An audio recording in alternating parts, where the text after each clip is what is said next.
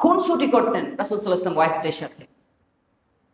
একবার আম্মা জান আয়েশা রাদিয়াল্লাহু তাআলা আনহা বলেন, ইয়া রাসূলুল্লাহ, আমার খেলা দেখতে খুব মন চাচ্ছে, খেলা দেখতে খুব মন চাচ্ছে। তো রাসূল বলেন, নো প্রবলেম, সমস্যা নেই, আসো যে খেলা দেখি। ইথিওপিয়ান সাহাবী যারা ছিলেন, হাবশি সাহাবী, মসজিদে নববীর পাশেই তারা খেলাধুলা করত বর্ষা নিয়ে। এক ধরনের খেলা ছিল, হাডুডু আমরা যেরকম খেলি, ওই সময় একটা খেলা ছিল এরকম। তো আম্মাজানকে বললো, আসো তাহলে খেলা দেখি। রাসূলুল্লাহ সাল্লাল্লাহু আলাইহি ওয়াসাল্লাম তার ওয়াইফকে নিয়ে একটু দূরে দাঁড়ালেন যাতে পর্দার বিঘ্নতা না ঘটে।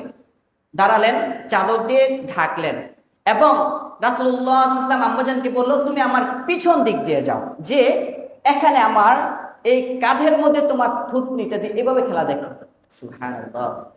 আম্মাজান বলেন, আমি পিছন দিক দিয়ে গেলাম, রাসূল সাল্লাল্লাহু আলাইহি ওয়াসাল্লামের কাঁধের মধ্যে আমি থুতনি দিয়ে এভাবে খেলা দেখলাম। দীর্ঘ সময় আমি খেলা দেখলাম। খেলা দেখতে দেখতে যখন আমি একদম পরিতৃপ্ত হয়ে গেছি, তখন রাসূল সাল্লাল্লাহু আলাইহি ওয়াসাল্লাম বললেন, ইয়া রাসূলুল্লাহ, আমি আর খেলা দেখবো না। এর আগে রাসূল আমাকে এটা বলে না, ঠিক আছে আসো চলে যাই, এই কথাটাও রাসূল বলেননি। সুবহানাল্লাহ। কেমন ছিলেন রাসূল সাল্লাল্লাহু আলাইহি ওয়াসাল্লাম পরিবারের সাথে, আর আমাদের অবস্থা কেমন? এই জন্য রাসূল সাল্লাল্লাহু আলাইহি ওয়াসাল্লামের জীবন আদর্শ আমাদের মধ্যে ফিট করা।